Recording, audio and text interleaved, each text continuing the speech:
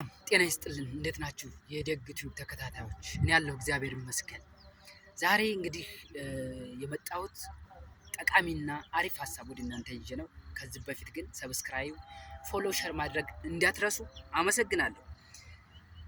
ወደ ሀሳባችን እንግባ። በጭንቀትና በፍርሃት ጊዜ አእምሯችንና ስሜታችንን ሊያረጋጉ የሚችሉ ቀላልና ውጤታማ ዘዴዎችን ነው የምነግራችሁ።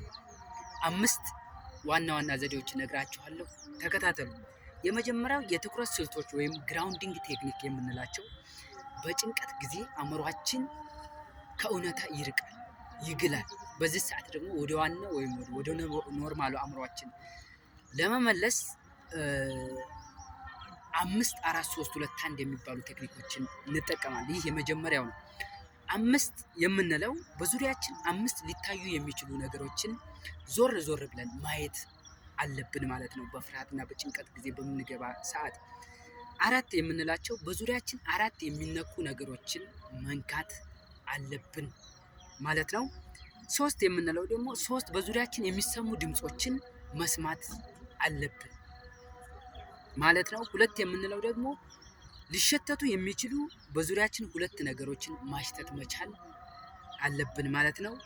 1 የምንለው ደግሞ በዙሪያችን ሊቀመስ የሚችል አንድ ነገር መቅመስ አለብን ማለት ነው። ሁለተኛው ደግሞ የአተነፋፈስ ልምዳችንን ወይም ብሪዚንግ ኤክሰርሳይዝ ማዳበር አለብን ማለት ነው። ጥልቅ ስርዓት ያለው የአተነፋፈስ ዘዴ ነርቫችንን ወይም የነርቭ ስርዓታችንን ሊያረጋጋ ስለሚችል የአተነፋፈስ ስርዓታችንን ማስተካከል አለብን ማለት ነው። ይህም ጭንቀትና ፍርሃት በሚገጥመን ሰዓት ማለት ነው። ይህም ቴክኒክ አለው። 4-7 የሚባል የአተነፋፈስ ዘዴ አለ። ይህ ማለት ለ4 ሰከንድ ትንፋሻችንን ወደ ውስጥ ሳብ ማድረግ አለብን ማለት ነው። ለ7 ሰከንድ ሳብ አድርገን የያዝነውን ለ7 ሰከንድ ሳብ አድርገን መቆየት አለብን ማለት ነው። ለ8 ሰከንድ ውስጥ ይህ ሳብ አድርገን የያዝነውን ለ8 ሰከንድ ወደ ውጭ ማስወጣት አለብን ማለት ነው። ይህንም በተደጋጋሚና ደጋግመን ይህን 4-7 የምንለውን ቴክኒክ መደጋገም አለብን ማለት ነው። ይህ ሁለተኛው ነው። ሶስተኛው ደግሞ አካላዊ እንቅስቃሴን ማካሄድ አለብን። በፍርሃትና ጭንቀት እጃችን ሊሆን ይችላል፣ እግራችን ሊሆን ይችላል።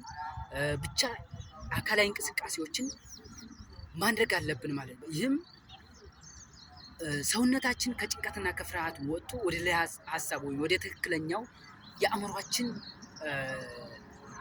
ቴክኒክ ሊገባ ስለሚችል የአካላዊ እንቅስቃሴ በጣም ጠቃሚው ነገር ነው ማለት ነው።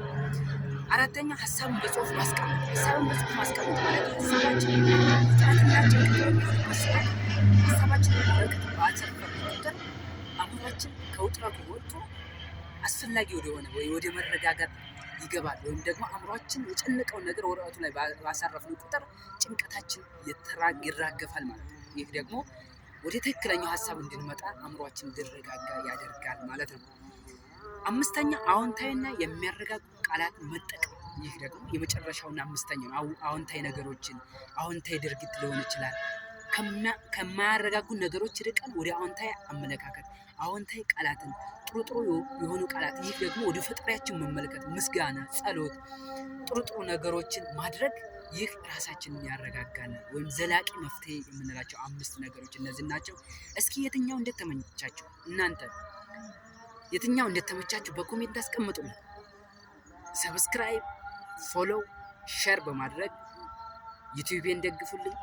አመሰግናለሁ።